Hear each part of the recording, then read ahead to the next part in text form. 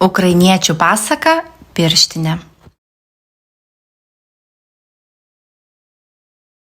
Kartą gyveno senelis. Vieną šaltą žiemos dieną pasiėmė jis šunį ir išėjo pasivaikščioti į mišką.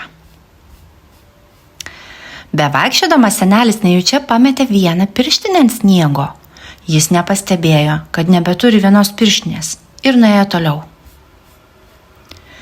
Pavakarėje, kur buvus, kur nebuvus, atbėga pelytė. Tip, tip, tip. Ji tik šmurkšt ir įlenda į pirštinę. Šiąnakt bus čia mano namai, sucipsėjo pelytė. Liuokt, liuokt, liuokt, netrukus atšokuoja varlytė ir klausia, kas pirštinėje gyvena. Aš, pelytė Smailianosytė, atsakė pelytė. O kas tu tokia? Aš, varlytė Šoklytė, priimk ir mane gyventi kartu. Lįsk į vidų, pakvietė pelytė. Saulei besileidžiant pro šalį šokuoja kiškis, opa, opa, opa, opa. Tas stapteli prie pirštinės ir klausia, kas pirštinėje gyvena? Pelytė Smailianosytė ir varlytė Šoklytė, o tu kas toks? Aš, kiškis piškis, priimkit ir mane gyventi kartu. Lįsk ir tu, atsakė pelytė su varlyte. Dabar gyvena jie jau tryse. Pirštinėje darosi šilta. Vakarop bėga per mišką lapė. Tapu, tapu, tapu, tapu. Sustoja lapė prie pirštinės ir klausia, kas pirštinėje gyvena? Pelytė Smailianosytė ir varlytė Šoklytė ir kiškis piškis, o tu kas tokia? Aš, lapė Snapė, priimkit ir mane gyventi kartu. Lįsk ir tu. Štai jau dabar keturiese gyvena pirštinėje ir spokso savo miško pusę. Staiga atbėga per sniegą vilkas, lapatai, lapatai. Vilkas stapteli prie pirštinės ir klausia, ko aš čia gyveno? Pelytė Smailianosytė, varlytė Šoklytė, kiškis piškis, lapė Snapė, o tu kas toks? Aš, pilkas vilkas, priimkit ir mane į vidų. Lįsk ir tu. Vilkas šmurkšti lindo į pirštinę ir gyvena jie savo penkiese. Po kurio laiko atitrepsi per mišką šernas. Trip, trip, trap, trap. Tas stapteli ir klausia, ko aš čia gyvena toje pirštinėje?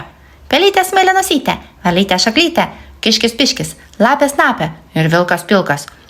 O tu kas toks? Aš, šernas Knyslius, priimkit ir mane į savo namelį. Lįsk ir tu jei nesi per storas. O ne, aš susirėsiu į mažą kamuoliuką. Na, lįsk ir tu. Dabar jau šešiese pirštinėje gyvena, taip ankšta, kad vos pajudėti gali. Tada atitrakšt šaka ir meška atpėdina per mišką. Šliumpu pumpu, šliumpu pumpu. Kas čia gyvena toje pirštinėje? Suriaumojo meška. Pelytė Smailianosytė, varlytė Šoklytė, kiškis piškis, lapė Snapė ir vilkas pilkas ir šernas Knyslius. O tu kas tokia? Aš, meška Lepeška, priimkit ir mane.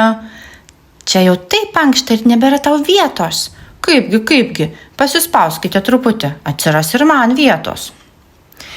Įsispraudė ir meška į pirštinę, kuri net plyša per siūles. Dabar net septyniese jau gyveno. Tuo tarpu senelis apžiūrėjo, kad nebeturi vienos pirštinės. Jis apsisuko ir sugrįžo vedinas šuneliu ieškoti pamestos pirštinės. Šuo bėgo pirmas ir pastebėjo, kad pirštinė juda sniege, tarsi gyva. Šuo ėmė loti, au, au, au, visi žvėrys išsigando ir pabėgo į mišką. Senelis užsimovė pirštinę ir niekaip negalėjo suprasti, kodėl ji buvo tokia šilta viduje. Nors taip ilgai ant sniego išgulėjo. Snip, snap, sniutė, štai ir baigta pasakutė.